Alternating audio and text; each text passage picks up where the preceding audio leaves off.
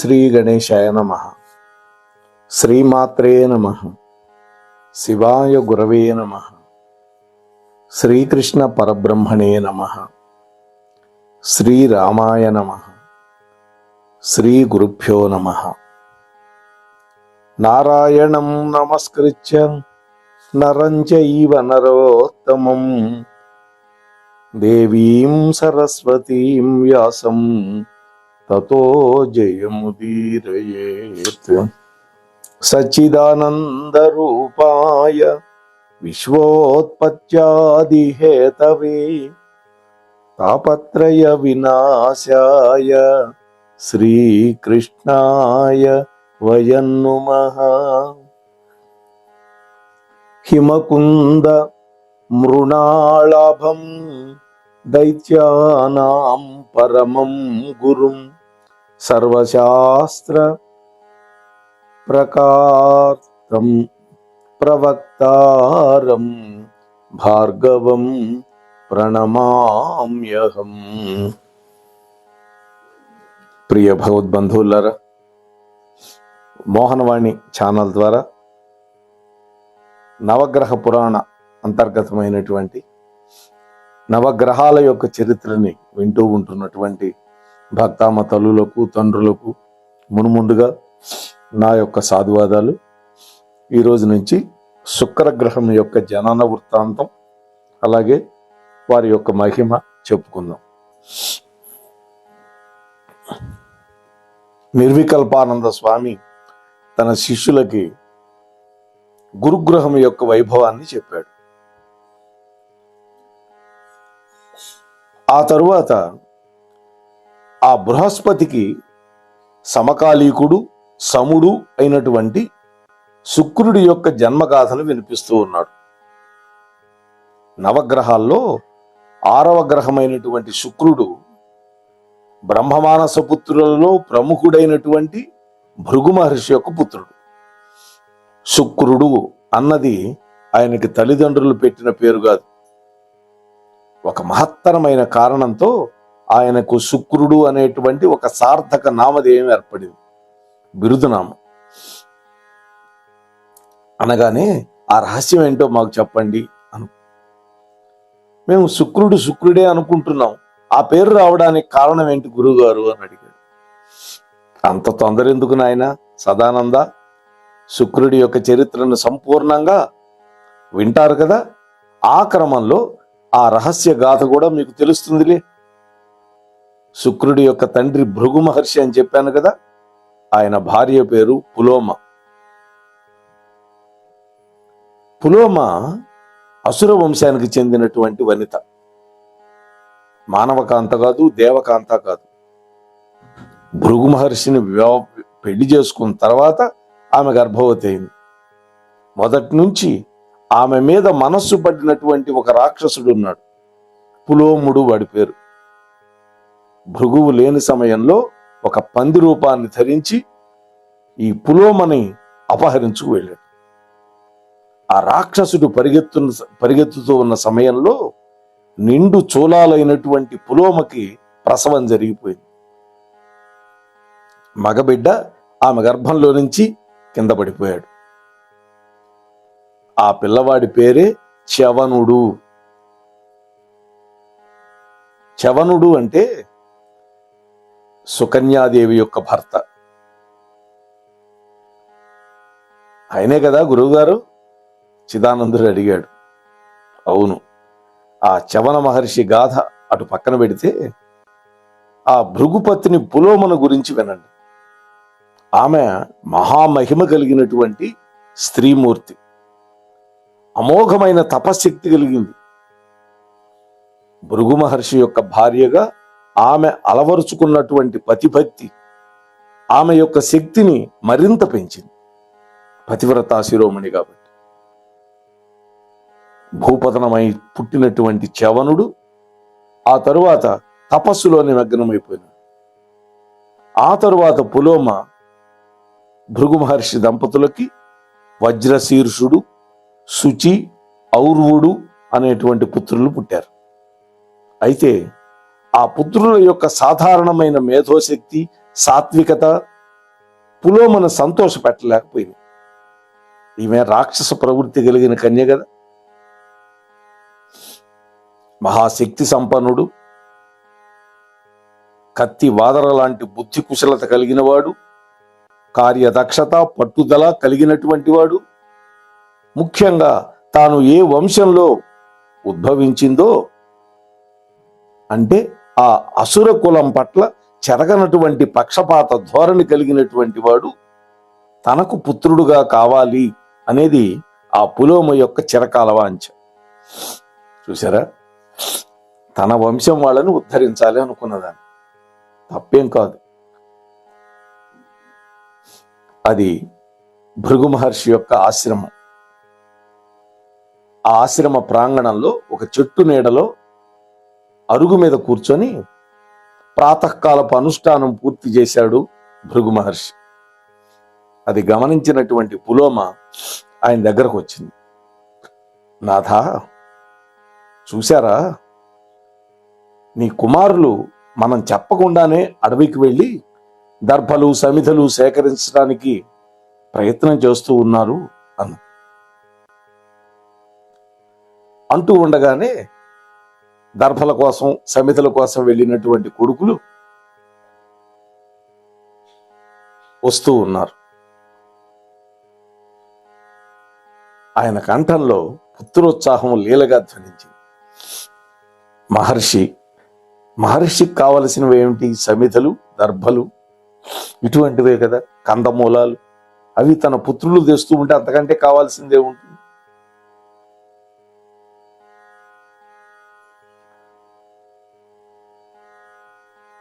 అనగానే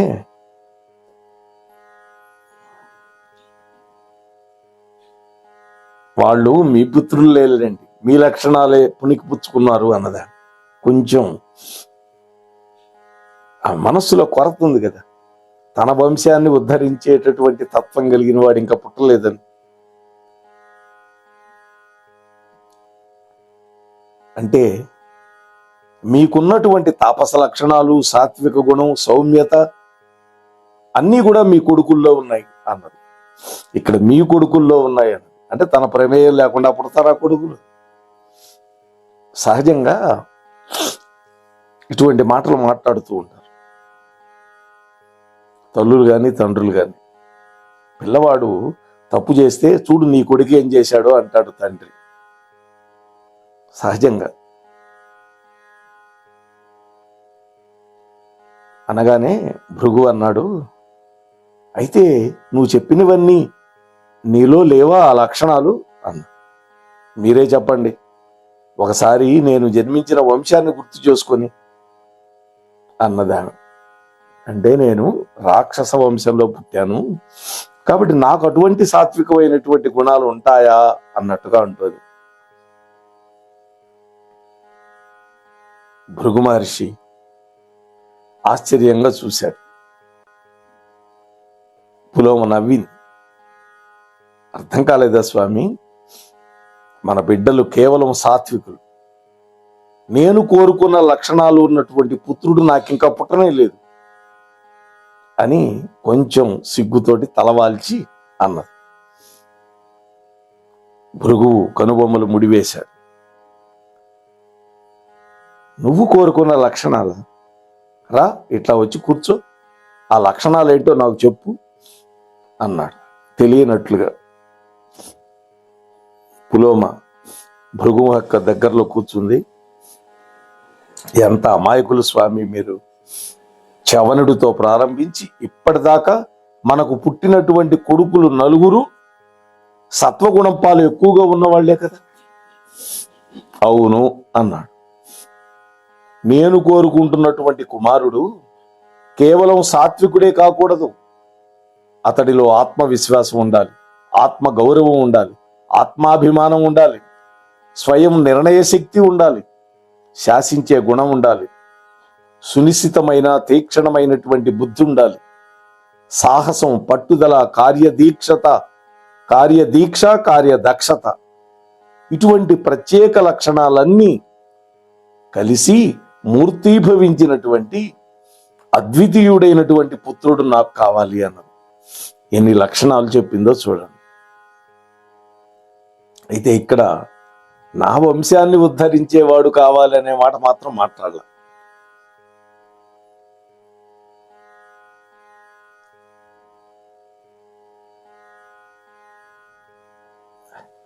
నాకు అలాంటి కుమారుణ్ణి ప్రసాదిస్తారా స్వామి అని బేలగా అడిగింది.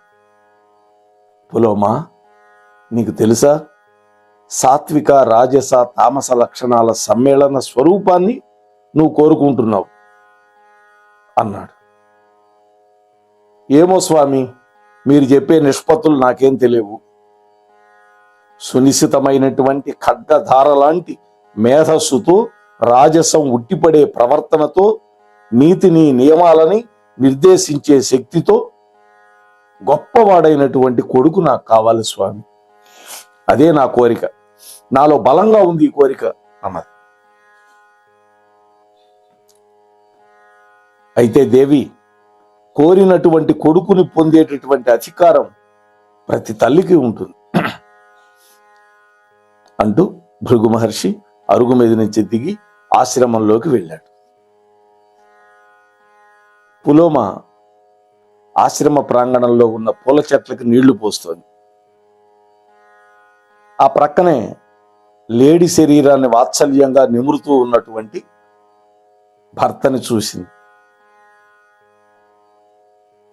భర్త యొక్క చూపులు తనను వెంటాడుతూ ఉన్నట్టు అనిపించింది. సాయంకాలపు నీరెండ పులోమ శరీరం మీద పడి ప్రతిఫలిస్తుంది.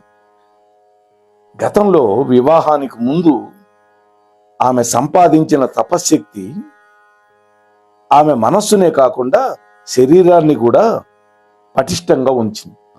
తపస్సు అటువంటిది. ఆమె యొక్క శరీర సౌష్ఠవం ఆకర్షణీయంగా ఉంది. లేడీ తన శరీరాన్ని భృగు మహర్షి కాళ్ళకేసి రుద్దుతూ ఆయన దృష్టిని మళ్లించింది. భృగు మహర్షి ఆప్యాయంగా లేడీ కళ్ళల్లోకి చూశాడు. వాళ్ళ ఆశ్రమంలో పెంచుకుంటున్నారు. ఆశ్చర్యం, ఆ కళ్ళల్లో పులోమ కళ్ళు ప్రత్యక్షమైన.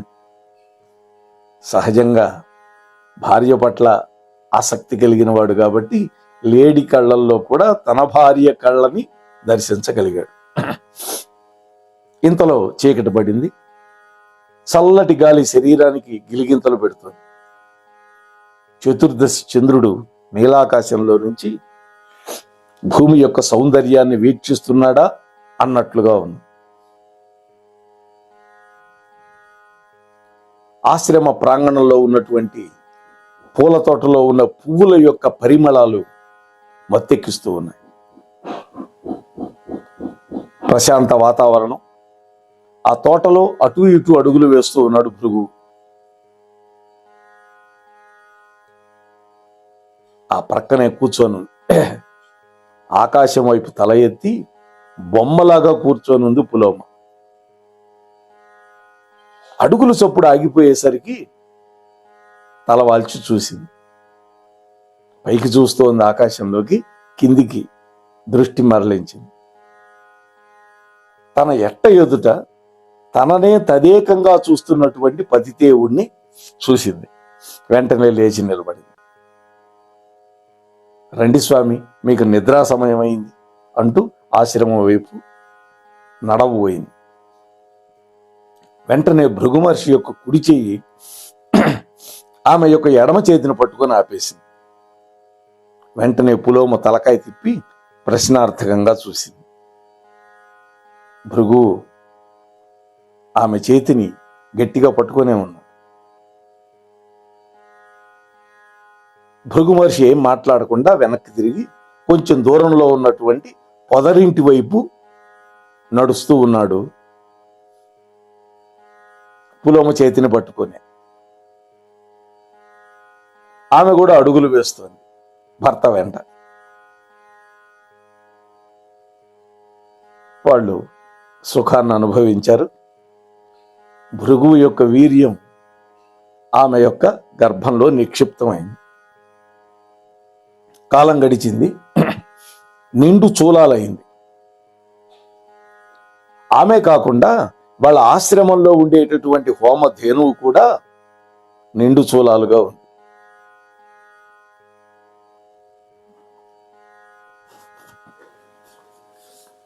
భృగు మహర్షి ఆశ్రమంలో నుంచి గుమ్మంలోకి వచ్చాడు. ఆగి అటు ఇటు చూశాడు. తన చూపుల్ని ఒకవైపు తిప్పి ఆపాడు. ఆయన ముఖం మీద ఒక అద్భుతమైన చిరునవ్వు వ్యక్తమైంది. ఇద్దరు నిండు గర్భిణులు ఒకే చోట ఉన్నారు. కళ్ళకు విందు చేస్తూ ఉన్నారు. ఒకరు ఆశ్రమ ధేనువైతే మరొకరు ఆశ్రమ లక్ష్మి అన్నాడు. భృగుపత్ని పులోమ ఒక అద్భుతమైన బాలుడిని ప్రసవించింది. 9 మాసాలు నిండాక ఒక శుభముహూర్తంలో ఆశ్రమంలో ఆనంద తాండవం చేస్తున్నటువంటి ఆ శుభదినంలో నారదుల వారు వచ్చారు. 5వ పుత్రుడి యొక్క జననాన్ని పురస్కరించుకొని భృగు దంపతులని అభినందించాడు. నామకరణ మహోత్సవానికి బ్రహ్మదేవుడు, విష్ణువు, మహేశ్వరుడు సతీ సమేతంగా వస్తారు అని వర్తమానం అందించాడు. ఆశ్చర్యం కలిగింది భృగుకి. త్రిమూర్తుల నా బిడ్డడి యొక్క నామకరణానిక అని ఆశ్చర్యపోయాడు. దేవదేవుల యొక్క రాకకి మరొక ప్రత్యేక కారణం ఉందిలే భృగు, అది వాళ్లే వచ్చి నీకు తెలియజేస్తారు అన్నాడు నారదుడు. సస్పెన్స్ లో పెట్టాడు. తరువాత త్రిమూర్తుల యొక్క సన్నిధానంలో పులోమ 5వ పుత్రుడికి నామకరణోత్సవం జరిగింది. ఆ పిల్లవాడికి ఉసేనుడు అని పేరు పెట్టాడు భృగు మహర్షి. ఉసేనుడు. బ్రహ్మ అన్నాడు, నాయన కుమారా, భృగువు కూడా మానసపుత్రుడే బ్రహ్మకి. నీ కుమారుడు కారణజన్ముడు. దైవికమైనటువంటి ఆ కారణమే తనకు ఎలాంటి పుత్రుడు కావాలో నీ అర్థాంగి అయినటువంటి పులోమ నోట పలికించింది. ఇది ఏదైనా పరమాత్మ యొక్క సంకల్పం లేనిది ఏదీ జరగదు. నాయన భృగు, భవిష్యత్తులో ఈ ఉశనుడు నవగ్రహాలలో ఒకడుగా అభిషిక్తుడవుతాడు, అందరికీ ఆరాధ్యుడవుతాడు అని మహావిష్ణువు అన్నాడు. నాయనా, ఈ ఉశనుడికి శాస్త్రబోధ చక్కగా జరగాలి అని శంకరుడు చెప్పాడు. జప విధానం, తపో విధానం, ధ్యాన నిష్ట ఈ ఉశనుడికి నువ్వే నేర్పాలి అన్న. ఆజ్ఞ ప్రభు అని భృగు చేతులు జోడించి ముగ్గురికి నమస్కరించాడు. దేవదేవులైనటువంటి మీ ఆశీస్సులే నా పిల్లవాడిని అద్వితీయంగా రూపొందిస్తాయి. నేను కేవలం నిమిత్త మాత్రుణ్ణి అన్నాడు భృగు. విష్ణు అన్నాడు, అమ్మా పులోమ, నీ పుత్రుడు నీ మనస్సులో ఉన్నటువంటి ఆశయాలన్నీ నెరవేరుస్తాడు. నారదుడు అన్నాడు, అవును నారాయణ, ఈ సాధ్వీమణి అనేక కలలు కన్నది. తాను కలలు కన్నటువంటి గొప్ప పుత్రుణ్ణి కన్నది అన్నాడు. అందరూ నవ్వుకున్నారు. 8 సంవత్సరాలు వచ్చాయి. ఉపనయన సంస్కారం పూర్తయింది. ఉశనుడికి విద్యాభ్యాసాన్ని ప్రారంభించాడు భృగువు. తన కొడుకు యొక్క ధారణా శక్తికి ఆశ్చర్యపడిపోయాడు. ఒక్కసారి చెప్పటం ఆలస్యం, ఏకసంతాగ్రాహి అన్నమాట. తండ్రి బోధించే విషయాలని అవగాహన చేసుకోవటంలో ఉశనుడికి తృప్తి కలగటంలా తనలో ఉద్భవించే రకరకాల సందేహాలని అడుగుతూ ఉన్నాడు. ప్రశ్నల రూపంలో సమాధానాలు తెలుసుకుంటూ ఉన్నాడు. ఈ విధంగా విషయ సంగ్రహణం చేస్తూ ఉన్నాడు తండ్రి దగ్గర. తండ్రి భృగువు ఆశ్రమంలో లేని సమయాల్లో ఉశనుడు తనతో పాటు పూల మొక్కల మధ్య, చెట్ల మధ్య తిరుగుతూ ఉండే సమయాల్లో పులోమ తల్లి అతడికి దేవరాక్షసుల మధ్య నెలకొన్న విరోధం గురించి, త్రిమూర్తుల యొక్క సహాయ సహకారాలతో దాయాదులైనటువంటి అసురులకి దేవతలు కలిగిస్తున్న కష్టాలు నష్టాల గురించి చెప్పడం మొదలుపెట్టింది. రాను రాను ఆ పులోమ బోధన వల్ల రాక్షస కులం నిస్సహాయంగా దేవతల వల్ల పీడింపబడుతోంది అనేటువంటి ఒక భావన బాల్య దశలో ఉన్నటువంటి కుశనుడిలో వేళ్ళూనుకున్నది. అందుకనే మనం ఏది చెప్తామో చిన్న వయసులో అది నాటుకుంటుంది. వయసుతో పాటు అసురుల పట్ల కుశనుడిలో సానుభూతి కూడా పెరుగుతూ ఉన్నది. నూనూగు మేసాల వయస్సు వచ్చేసరికి కుశనుడి యొక్క విద్యాభ్యాసం పూర్తయింది. తల్లిదండ్రులను సేవించుకుంటూ, తండ్రి దగ్గర తపస్సమాధి శిల్పాన్ని నేర్చుకుంటూ, తన వ్యక్తిత్వానికి మెరుగులు దిద్దుకుంటూ ఉన్నాడు కుశనుడు. అన్నయ్యలకి కుశనుడికి మధ్య మాట తీరులో, ప్రవర్తనలో ఉన్న భేదాన్ని గమనిస్తూ ఉన్నటువంటి పులోమ తాను ఆశించినటువంటి, తాను కలలుగన్నటువంటి లక్షణాలన్నీ తన 5వ కొడుకైనటువంటి కుశనుడిలో ఉన్నాయి అనేటువంటి సత్యాన్ని గ్రహించడానికి ఎంతో సమయం పట్ల. దానివల్ల ఆనందంలో నిండిపోయిన హృదయం. ఆ తర్వాత ఏమైంది అనేటువంటి విషయాన్ని రేపటి రోజు కలుసుకొని ముచ్చటించుకునే ప్రయత్నం చేద్దాం. అంతవరకు ఈ ఛానల్లో వచ్చేవన్నీ వెయిట్ చేస్తూ ఉండండి. లైకులు ఇవ్వండి, కామెంట్ పెట్టండి. సబ్స్క్రైబ్ చేయకపోతే చేసుకొని మీతో పాటు కనీసం 4-5 చేత సబ్స్క్రైబ్ చేయించండి అని మిమ్మల్ని వినయపూర్వకంగా ప్రార్థిస్తూ, నవగ్రహాల యొక్క అనుగ్రహం మనందరి మీద వర్షించాలి అని మరొక్కసారి నవగ్రహ దేవతలని పూజిస్తూ, ఆరాధిస్తూ, నమస్కరిస్తూ ముగిస్తూ ఉన్నాను. స్వస్తి సర్వేషాం. మన కార్యక్రమాలు నచ్చితే ఒక లైక్ చేయండి, మాకు ఎంతో ఎంకరేజ్మెంట్గా ఉంటుంది. అలాగే కామెంట్ చేయండి. కామెంట్ చేస్తే మేము మంచి క్వాలిటీ కంటెంట్ అందించడానికి దోహదపడుతుంది. ఆడియోస్ని షేర్ చేయండి. ఆడియోని షేర్ చేస్తే మన ఛానల్ అభివృద్ధి చెందడానికి ఉపయోగపడుతుంది. ఇంతవరకు మన కార్యక్రమాన్ని చూస్తూ ఎంజాయ్ చేస్తున్నట్లయితే, ఒకవేళ సబ్స్క్రిప్షన్ కనుక చేయలేకపోతే ఇప్పుడే ఈ క్షణమే సబ్స్క్రైబ్ చేసుకుని ఆ పక్క నుండి బెల్ బటన్ మోగించండి. వినండి, వినిపించండి, వింటూనే ఉండండి. మోహనవాణి తెలుగు పోడ్కాస్ట్.